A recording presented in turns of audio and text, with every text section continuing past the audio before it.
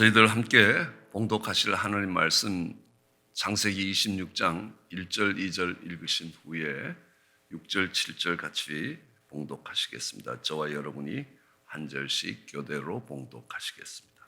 아브라함 때에 첫 흉년이 들었더니 그 땅에 또 흉년이 들매 이삭이 그랄로 가서 브레셋 왕 아비멜렉에게 이르렀더니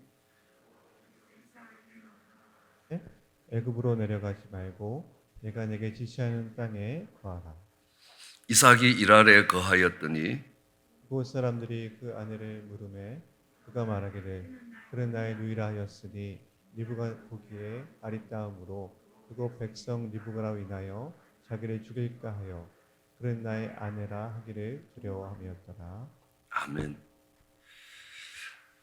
저희가 내적 치유를 공부하면서 이제 한 사람 한 사람 삶에 하나님이 어떻게 개입하셔서 그 사람의 마음의 상처들과 이런 아픔들을 어루만지시고 그를 회복시켜 가시는가, 하나님의 사람으로 회복시켜 가는가라는 것들을 살펴보고 있습니다.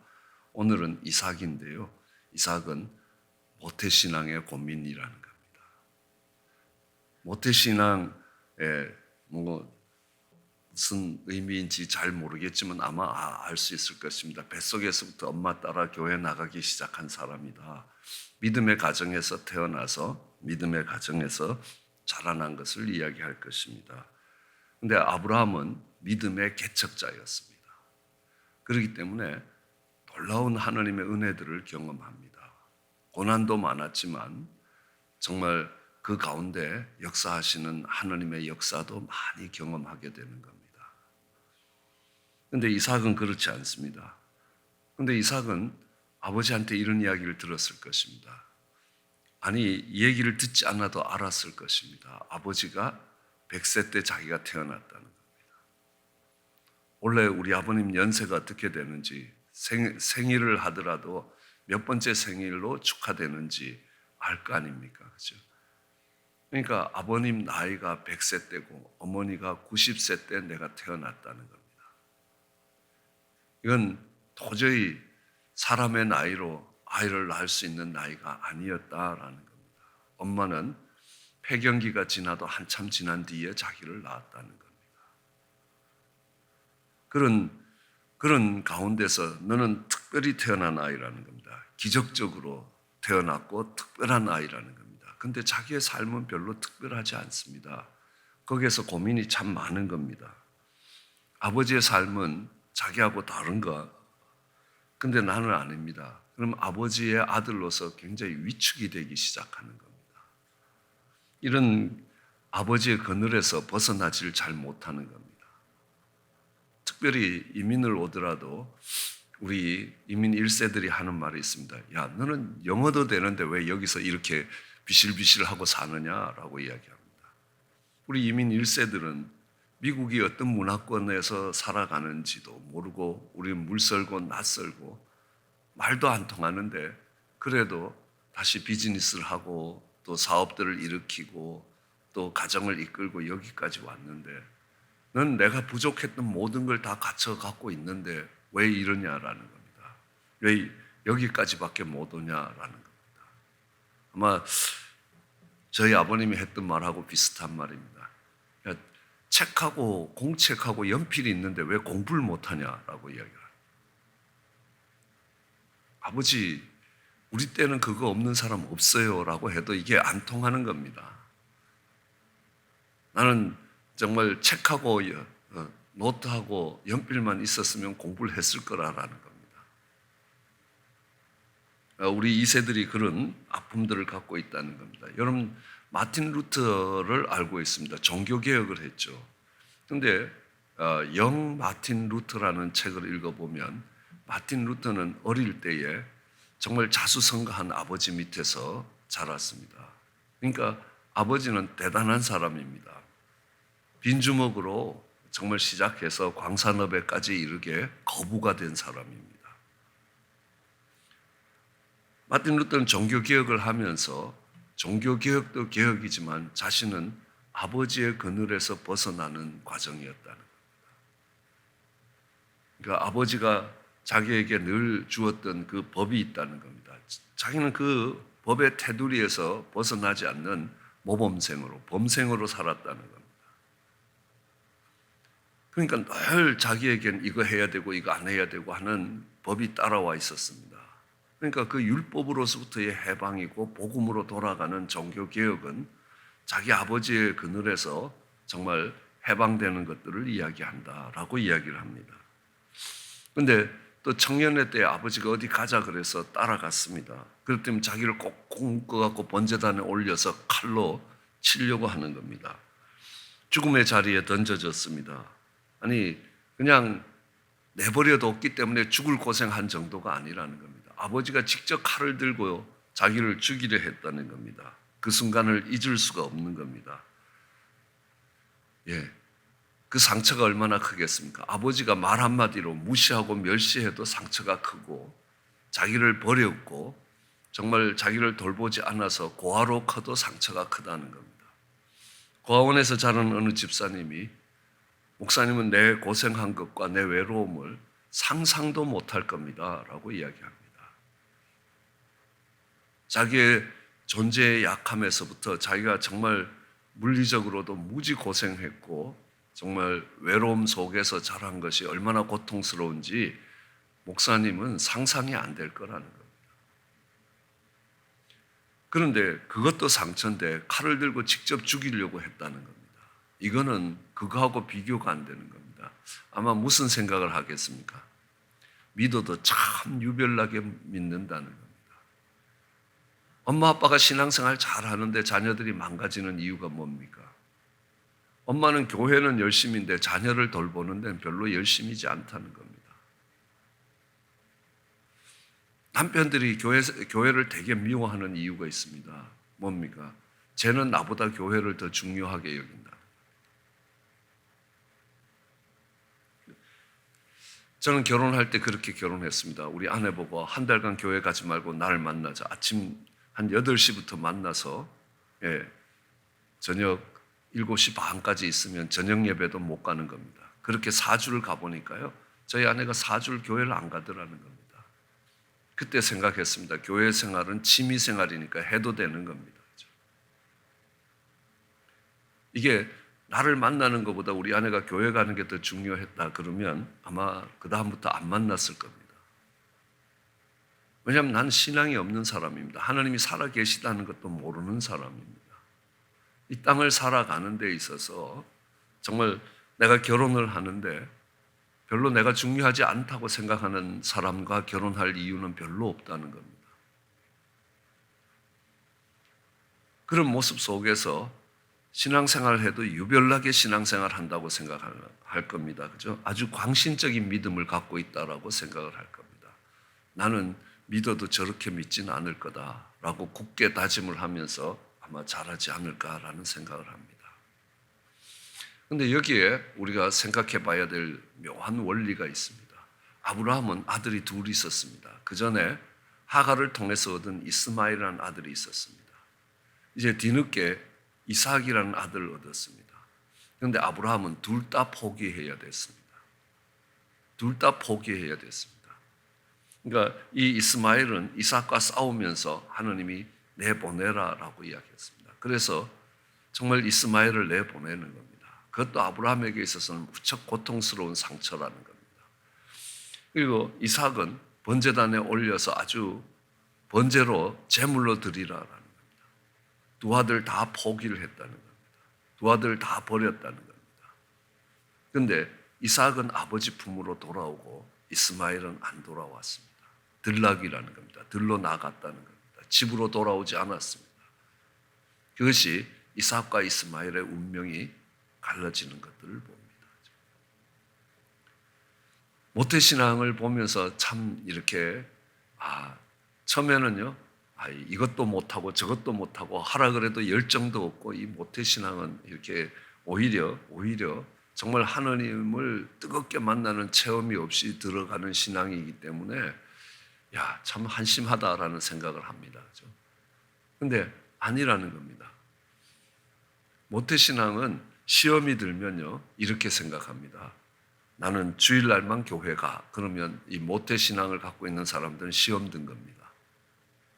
근데 모태신앙이 아닌 사람, 우리 같은 사람들이 시험이 들면요, 교회를 안 다니는 겁니다.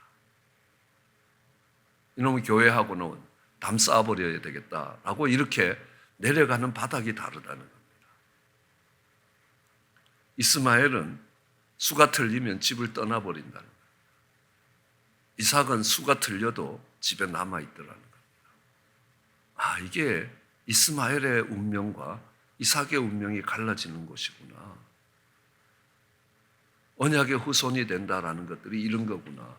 그렇기 때문에 그 모태신앙이 열정이 없어 보이긴 해도요, 얼마나 귀한 신앙인가라는 것들을 목회를 해가면서 하나씩 배우고 있습니다. 예, 이삭도 아들이 없었습니다. 40에 결혼했는데 60이 될 때까지 아들이 없었습니다. 20년간 아들이 생기지 않았습니다. 그러니까 꽤 오랜 시간 동안 아들이 없었습니다. 굉장히 절망적인 시간을 지나갑니다. 그 절망적인 시간을 지나가면서 이삭은 무슨 생각을 하겠습니까? 당연히 우리 아버지가 나를 위해서 참 많이 기도했겠다라는 생각을 하지 않겠습니까? 그렇게 기도하게 돼 있다는 겁니다. 그렇게 기도하면서 정말 자녀가 없어서 부르짖는 아버지의 심정을 이해하게 되는 것입니다. 그래서 창세기 25장 21절에 보면 이삭이 그 아내가 잉태하지 못함으로 그를 위하여 여호와께 간절히 기도했다는 겁니다. 간구했습니다. 여호와께서 그 간구를 들으셨다. 그리고 그 아내 리브가가 잉태했다라고 이야기합니다.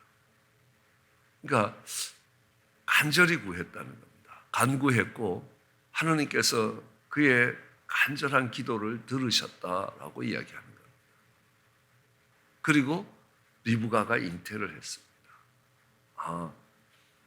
이러면서 이 과정을 지나가면서 우리 아버지에게 있어서 내가 어떤 존재인지를 안다는 겁니다. 그러므로 이 아버지에 대해서 섭섭한 부분들이 많이 해소되는 겁니다. 그 아버지가 나를 번제로 드리려고 했던 게 내가 싫거나 내가 미워서가 아니라라는 겁니다.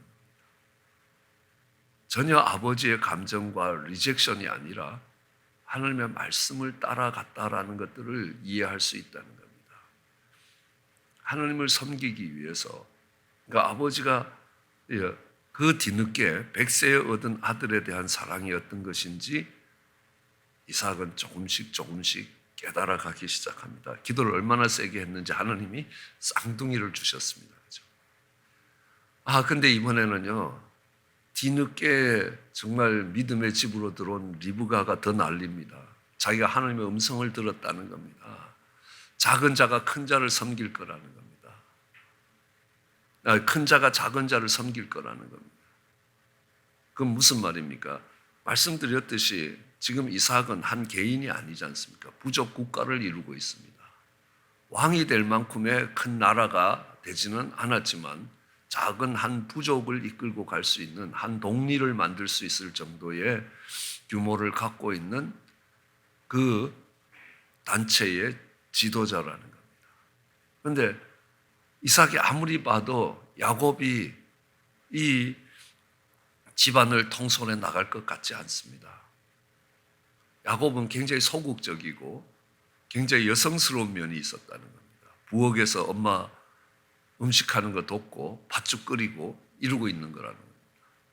그 당시에 남자들은 나가서 사냥을 하고 전쟁을 하고 이래야 되는 시대였습니다. 그래서 사냥을 해서 먹을 거를 구해와야 된다는 겁니다. 특별히 이들은 유목민족이었습니다. 농경사회에 있지 않았습니다. 그렇기 때문에 사냥하는 게 굉장히 중요한 이 지도자의 자질 중에 하나라는 겁니다. 그런데 앞만 봐도 야곱은 지도자의 자질이 없고 에서가 지도자의 자질이 갖고 있는데 이 아내는 하나님 말씀을 들었다고 얘가 정말 이 부족 국가의 지도자가 되고 큰 자가 형이 동생을 섬겨야 된다라고 이야기를 하는 겁니다. 예, 아버지가 그러더니만 이제는 아내가 또 달달 볶는다라는 생각이 드는 겁니다. 어쨌든 뭐 아직 아이들이 어리니까 크는 거를 좀 더 지켜봐야 되는 시간들이 있습니다. 근데 흉년이 찾아왔습니다. 그래서 애굽으로 가려고 하는데 하나님이 애굽으로 가지 말라라고 이야기합니다. 이미 떠났습니다. 애굽을 향해 떠났는데 한참 내려가다가 중간 지점인 이 브레셋 땅 그랄에 왔을 때입니다. 그랄에 잠시 머물렀는데 하나님이 애굽으로 가지 말고 그 땅에 서라는 겁니다. 예, 뭘 시키면 예해야 되는 것은 아는 겁니다. 그래서 순종합니다. 몸에 밴 순종입니다. 그 땅에 머물렀습니다. 아브라함은 애굽까지 내려갔습니다. 그런데 그 땅에서 농사를 짓는데요. 그 해에 100배의 수확을 거두는 겁니다. 그럼 농사라는 것도요, 제가 해보니까 기술이 있어야 되는 겁니다. 저희 뒷밭 조그만 거를 농사 짓는데도요, 다 다른 겁니다. 어떤 작물은 물이 잘 빠져야 되고, 어떤 작물은 물이 고여 있는 데서 자라야 되고, 습한지에서 자라고, 어떤 데는 정말 땅콩 같은 건 물이 잘 빠지는 데서 자라야 된다는 겁니다. 어떤 건 햇빛을 많이 봐야 되고, 어떤 건 햇빛을 많이 보면 죽는 거라는 겁니다. 그러니까 어떤 거는 다람쥐들이, 토끼들이 다 따먹으니까 다 덮어놔야 되고, 어떤 것들은 냅둬도 토끼들이 안 먹는다는 겁니다. 그것이 자라는 속성도 물의 양도 다 다르다는 겁니다. 이게 쉬운 일이 아니라는 겁니다. 저는 어릴 때 직접 농사를 짓지는 않지만 방학 때 시골에 있는 집으로 가면 내내 농사 짓는 걸 보면서 자랐습니다. 또 도우면서 자랐습니다. 아, 그때 그랬었지라는 생각이 드는 겁니다. 예를 들면 고추 모종을 심으면 거기에다가 신문지로 꽃가루를 씌워서 다 덮어야 된다는 겁니다. 고추 모종은 자랄 때 햇빛을 너무 많이 보면 죽는다는 겁니다. 그게 생각이 나는 겁니다. 그래서 고추 모종은 그늘에서 키우다가 어느 정도 크면 햇빛에 갖다 심어야 되겠구나라는 생각을 하는 겁니다. 그런데 그 해에 농사를 짓는데 100배의 수확을 거둔다. 그것도 흉년에. 이게 가능한 일이 아니라는 겁니다. 농사는요, 보통 2배도 잘 안 됩니다. 아무리 흉년이 왔고, 그래서 한쪽은 농사를 망했고, 한쪽은 농사가 잘 됐다 그래도 2-3배 이상 안 된다는 겁니다. 그런데 100배의 수확이 거두지는 겁니다. 그래서 거부가 됐다는 겁니다. 자, 이제 그가 그랄로 내려가면서 보면요, 이 그랄이 그런대로 괜찮아 보이는 것입니다. 풍요로운 삶을 보장받을 수 있을 것 같습니다. 그래서 냈다 베델을 버리고 그랄로 갔습니다. 벳엘이라는 것은 하나님의 집이라는 겁니다. 예, 그랄은 뭐냐 하면 그랄은 거칠게 나오다라는 뜻을 갖고 있습니다. 조금 이렇게 더 의역화시키면 쫓겨나는 곳이라는 겁니다. 거칠게 하나님이 그러니까 끌고 나와 버리시다라는 의미와 비슷하다는 겁니다. 거칠게 쫓겨나다. 쫓겨라는 의미가 없지만 하여튼 우리로서는 그런 의미로 해석해도 되는 겁니다. 근데 그 그랄은 풍요로운 땅이라는 겁니다. 그러니까 말씀드렸듯이 정말 곡물이 많이 나올 수 있는, 그러니까 수확이 많은 땅이 좋은 땅입니다. 그래서 베델을 버리고 신앙의 집을 버리고 그랄로 내려간 거라는 겁니다. 그건 뭡니까? 신앙생활 하다가 돈 버는 쪽으로 들어갔다라는 말과 같은 것입니다. 돈을 사랑한 겁니다. 근데 그랄에 가보니까요, 사람들이 악하다는 겁니다. 그 땅의 사람들이 악합니다. 그러니까 자기를 죽이고 자기 아내를 빼앗을 수 있을 것 같으니까 보지도 못하고 듣지도 못했는데 아버지하고 똑같이 아내를 또 아비멜렉에게 파는 그런 일들이 있는 겁니다. 그러니까 또 아내라고 이야기합니다. 여기는 파는 데까지 가지 않고 이 아비멜렉이 보니까요, 야 너희들이 누이가 아니라 부부 아니냐라고 하면서 이제 그러니까 얘들이 부부다라고 선언을 해주는 겁니다. 이런 아주 굴욕적인 삶을 살게 되는 겁니다. 이 세상으로 믿음의 사람이 세상으로 가니까요. 세상을 깨우치고 세상의 빛이 되어야 될 그들이 오히려 세상으로부터 꾸중을 듣는 겁니다. 너 그렇게 살면 안 된다. 왜 그래 정직하지 못하냐. 네 아내면 네 아내라고 이야기했어야지. 야, 네가 내 누이라고 그래갖고 다른 사람이 누이인 줄 알고 그렇게 해서 그렇게 되면 이 땅이 더러워지는 것 아니냐는 겁니다. 그러니까 너는 우리에게 못할 짓을 했다라고 이야기를 하는 겁니다. 점점 우해지니까 그 사람들이 와서 우물을 막아버립니다. 그러니까 물을 구할 수 없으니까 그 땅에 더 이상 살 수가 없습니다. 거칠게 쫓겨나는 겁니다. 그랄 골짜기로 들어가는 겁니다. 그래서 우물을 팠습니다. 그 그랄 골짜기의 우물은 옛날에 아브라함이 팠던 우물입니다. 그러니까 물이 나왔습니다. 그러니까 이 브레셋 사람들이 또 쳐들어와서 그 물 우리 거다 그러고 또 막아버렸습니다. 또 다른 우물을 팠습니다.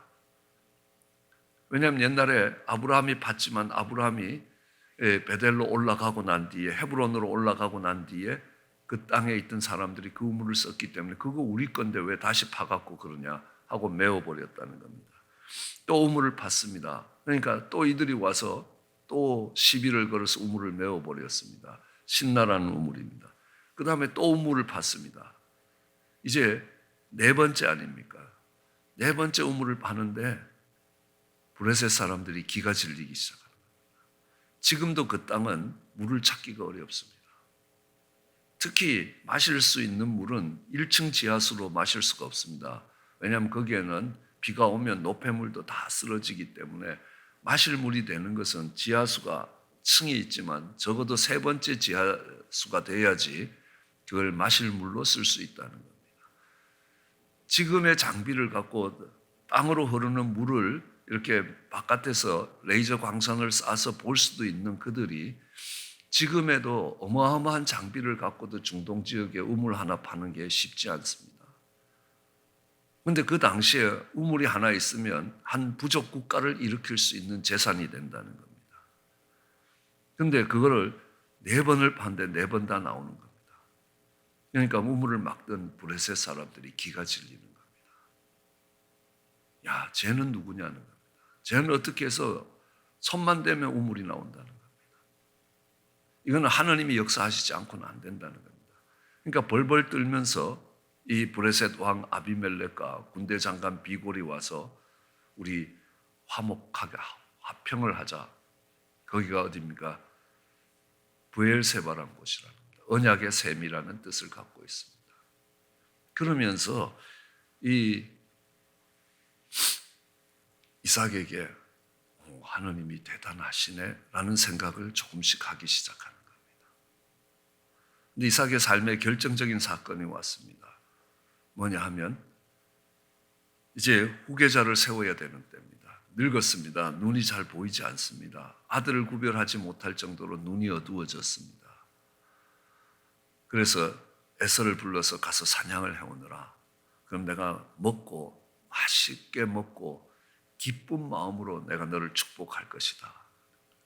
그 이야기를 리브가가 들었습니다. 그러자 이 리브가가 얼른 맛있는 걸 해서 야곱의 손에 들려서 보내는 겁니다.